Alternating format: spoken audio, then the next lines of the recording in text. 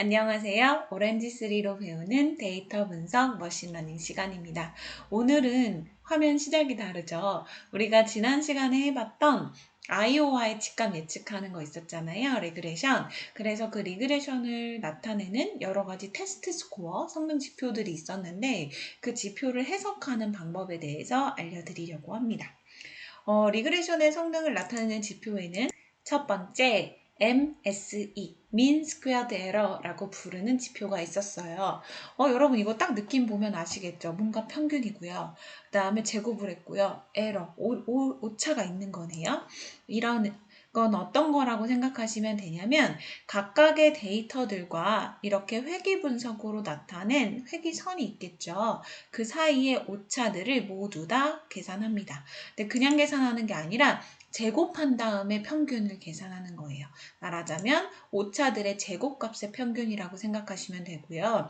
근데 아무래도 이거는 오류, 에러잖아요. 오차들인 거잖아요. 그래서 이 값은 수치가 낮으면 낮을수록 성능이 좋은 것으로 판단하시면 됩니다. 그러니까 MSE는 숫자가 작을수록 좋다. 이렇게 기억하시면 좋겠고요. MSE의 단점은 뭐냐면 특이한 값이 있을 때, 아웃라이어가 있을 때 굉장히 민감하게 반응을 합니다. 이유는 제곱을 하기 때문인데요.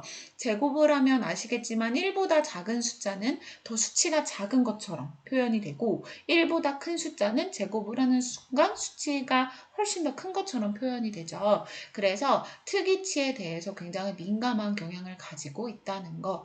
그러니까 말하자면 데이터가 조밀조밀 평균값에 모여 있다면 얘가 굉장히 좋은 예측값이 될 수 있지만 그렇지 않고 굉장히 들쑥날쑥한 데이터라면 이 수치를 믿기가 어렵다는 특징이 있습니다.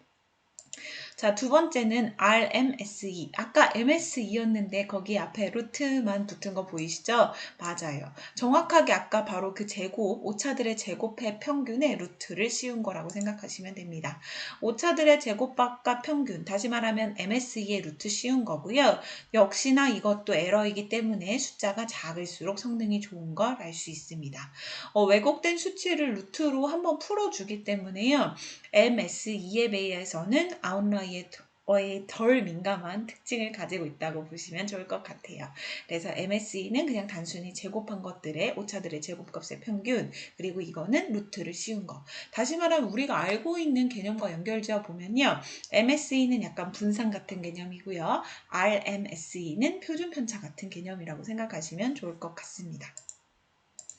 자, 그러면 MAE는 뭐냐면요. 역시 비슷한 방식으로 우리의 회귀선과 오차들을 분석을 할 건데요. 이번에는 제곱하는 게 아니라 절대값을 씌운 것의 평균이라고 생각하시면 돼요. 여러분 왜 그냥 평균 내지 않고 절대값 씌우는지 아시죠? 예를 들어 평균값이 9고 데이터가 10과 8이었어요. 그러면 둘 다 어떨까요? 차이는 1이지만 하나는 플러스 하나는 마이너스이기 때문에 더해버리면 0이 되죠. 그래서 그렇게 오차들을 더했을 때 0이 되는 걸 방지하기 위해서 절대값을 씌워서 평균을 내는 방식입니다.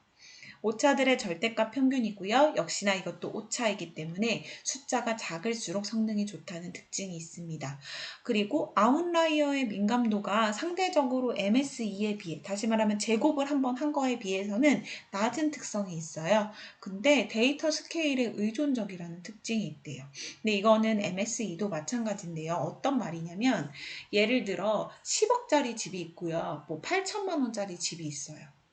두 개에서 오류 값을 각각 계산했는데 하나는 둘 다 만이 나왔다고 해볼게요.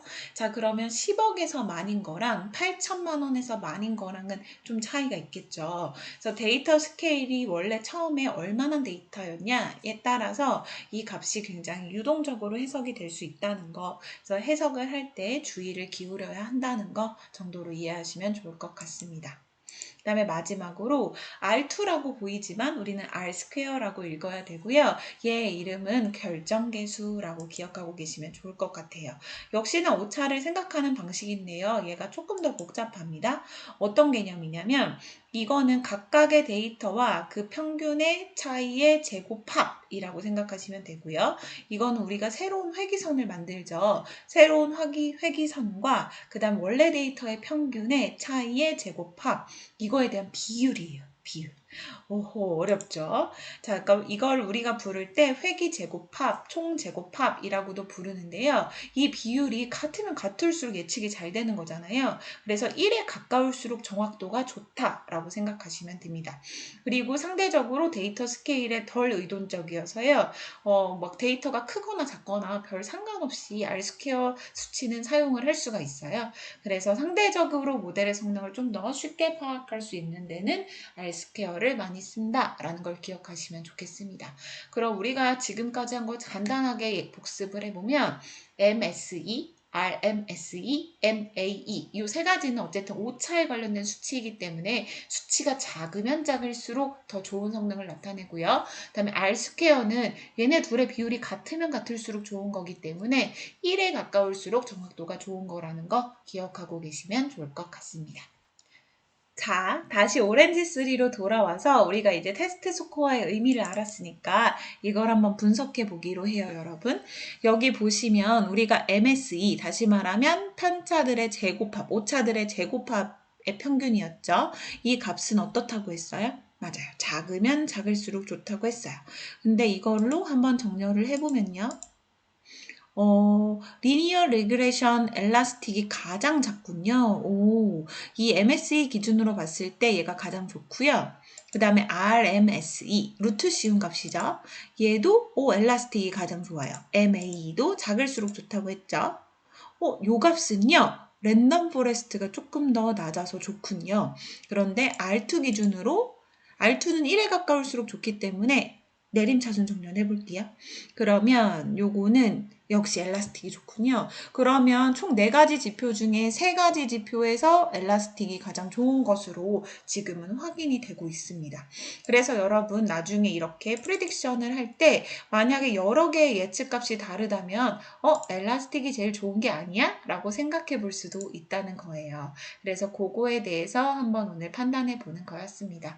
이제 수치에 대해서 이해가 좀 되셨죠? 오늘도 수고하셨어요, 여러분. 안녕.